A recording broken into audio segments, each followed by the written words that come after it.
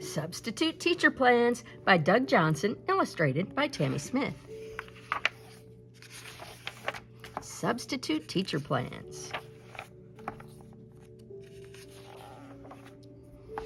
Miss Huff looked over her class and sighed deeply.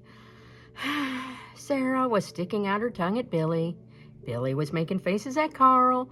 Nancy blew such a big bubble that she floated across the room and got stuck in Francine's hair.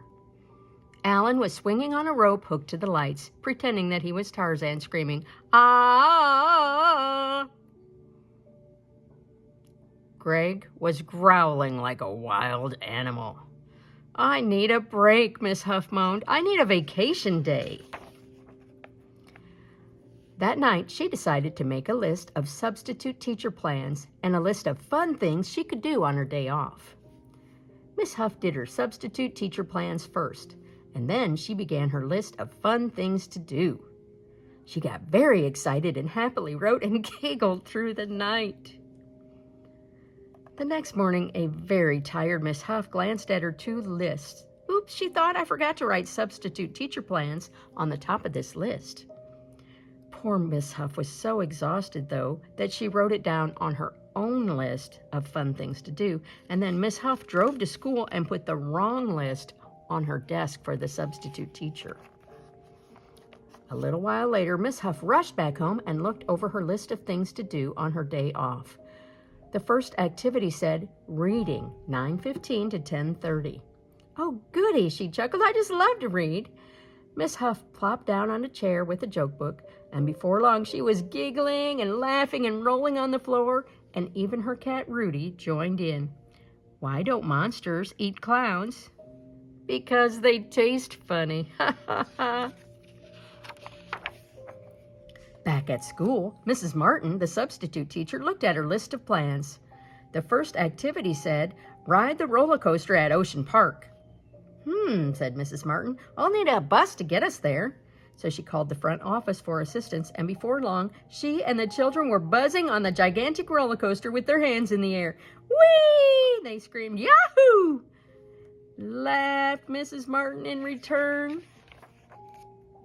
At home, sweet Miss Huff set her joke book down and read the next activity on her list.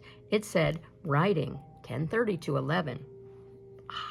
Sighed Miss Huff, "just what I've been wanting to do." And she brought out her address book and began writing to all her relatives and friends. It felt good to stay in touch, and she smiled as she wrote. Back at school, Mrs. Martin looked at her list of plans.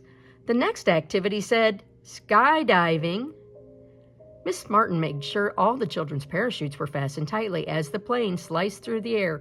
"Okay, kids, on the count of 3, we zip out the door one by one as quickly as we can.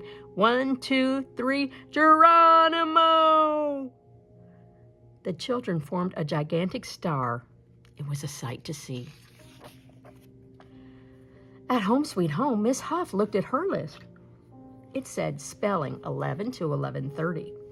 She and Rudy played Scrabble. Miss Huff won. Rudy growled. Back at school, Mrs. Martin gazed at her list of plans, and the next activity said scuba diving. It was very exciting for the children to swim in the water with all the marine life. They watched in amazement as an octopus playfully pulled Miss Martin through the water. Yay! At Home Sweet Home, Miss Huff gazed at her list. The next activity said lunch and recess, 11:30 to 12:30. After eating a peanut butter and jelly sandwich, Miss Huff played hopscotch with Rudy. Rudy won, and Miss Huff growled. Back at school, Mrs. Martin looked at her list of plans. The next activity said lunch on mountaintop and ski down. The bus strained as it climbed the tallest mountain imaginable. It was called Forever Snow Mountain, where the skiing is great 9 months of the year. After lunch, the children zigged and zagged down the slope, while Mrs. Martin accidentally set a record for the longest ski jump. All the children clapped when she landed on one ski. At Home Sweet Home, Miss Huff looked at her list, and the next activity said, read book aloud, 12:30 to 1, so Miss Huff read to Rudy, and Rudy purred. Back at school, Miss Martin looked at her list of plans, and it said, build huge sandcastle. When they got to the beach, Mrs. Martin rented a steam shovel, and she and the children created an amazing castle. It was huge, and it even had a helicopter landing pad. At home sweet home, Miss Huff whispered to herself, I sure feel rested, and she looked at the list, and the next activity said math 1 to 2. I've always loved math, and she pulled out her checkbook and paid her bills, and she felt wonderful.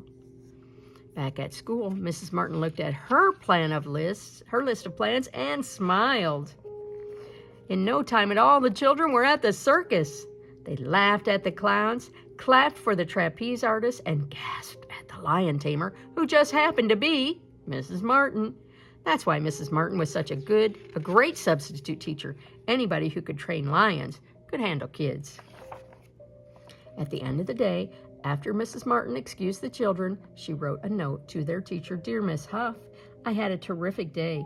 You write very good substitute teacher plans. The children were well behaved, much better than the lions. Sincerely, Miss Martin. The next day at school, Miss Huff felt very energetic. She was teaching up a storm. Until the principal walked in with a list of yesterday's activities. Miss Huff, I think you have some explaining to do, he said, and handed her the list. Goodness sake, said Miss Huff, I need another vacation day. Now, although the children had fun with Miss Martin, they really loved Miss Huff, even if they didn't always show it. Oh, please, Miss Huff, they chorused, please be here tomorrow. Miss Huff looked at her students and then glanced at the list again and shook her head. She reached for the phone. I would like to make a reservation for acrobatic flight training tomorrow, she said, and all the children sighed. For how many? Miss Huff winked. Well, 1 adult and 25 children, and we might as well bring along our principal. What kind of plans would you make for a substitute teacher?